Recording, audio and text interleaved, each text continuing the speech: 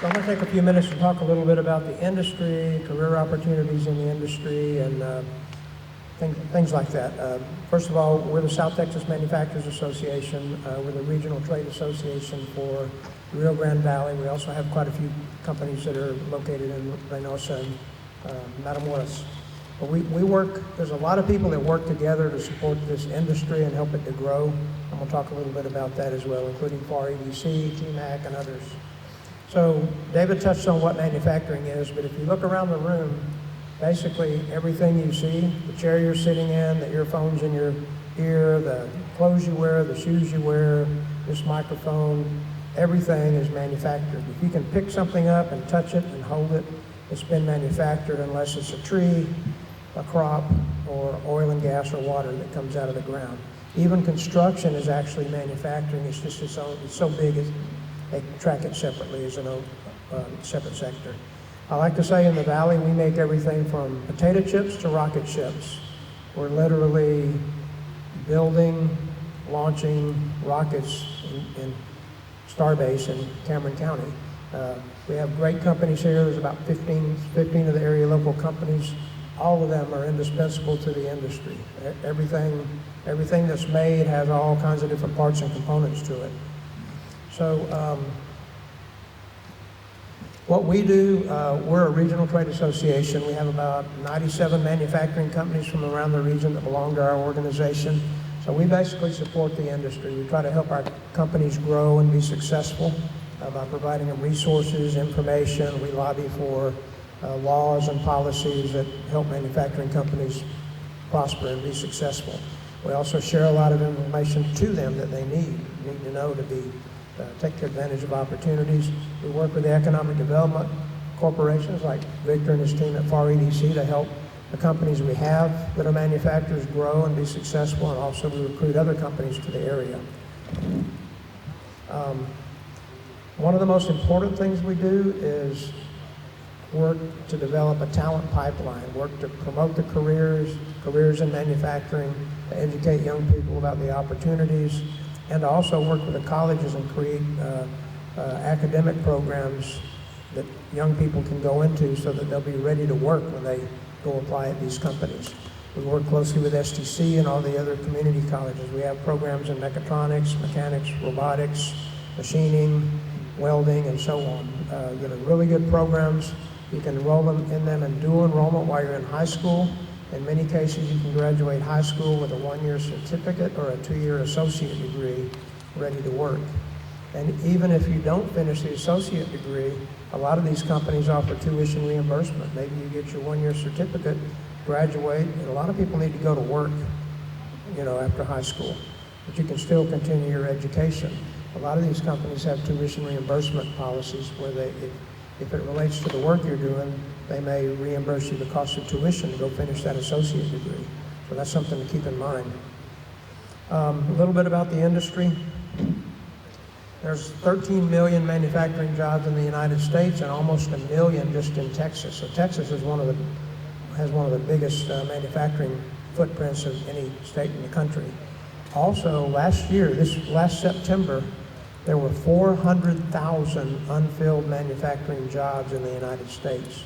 So there's huge demand for manufacturing jobs. When people tell you there's no jobs in manufacturing, they don't know what they're talking about. The future of manufacturing, the average weekly wage of all manufacturing workers, and this is from janitors all the way through general managers, is $1,050 a week in Hidalgo County. So there's good wage and benefit opportunities in the industry in the Valley, especially if you apply yourself and work your way up. There's lots of opportunities for promotions. The future of manufacturing, I like to say that probably the only thing that both political parties agree on, President Biden and President Trump, they have different policies, but they both strongly believe that it's critically important to our national security to get more manufacturing done right here in the United States. We're totally dependent on China and Taiwan for computer chips, ships, cranes, a lot of our minerals, rare earth minerals that are needed in any kind of technology in cars. It's very important to get steel, aluminum, all those things made in the United States. We've lost that capacity. So the governments of both administrations have been completely focused on finding ways to incentivize companies to bring more manufacturing plants to the United States. So that's good news for young people, but it makes it even more important that we have more people wanting to work in the industry and more academic programs and skills training programs to support it. There's already been hundreds of billions of dollars in commitments from Samsung and Toyota Semiconductor and other companies to build 10 or 15, 20 new battery and computer chip plants in the United States. There's one in Tyler, Texas that Samsung just finished with a couple thousand employees. They're going to build 5 more, just Samsung, in Texas. So there's plenty of job opportunities, but there's a lot of good job opportunities right here in the Rio Grande Valley. And I encourage y'all to visit with these companies here with their booths when you get the opportunity in a little while, and find out more about what they do and what the opportunities are for you. Also, when you think about manufacturing, you know, everyone thinks about production, right? But in every manufacturing plant, big or small, there's a lot of different pathways. They have HR departments, shipping and receiving, warehousing, materials procurement, quality assurance, human resources, finance.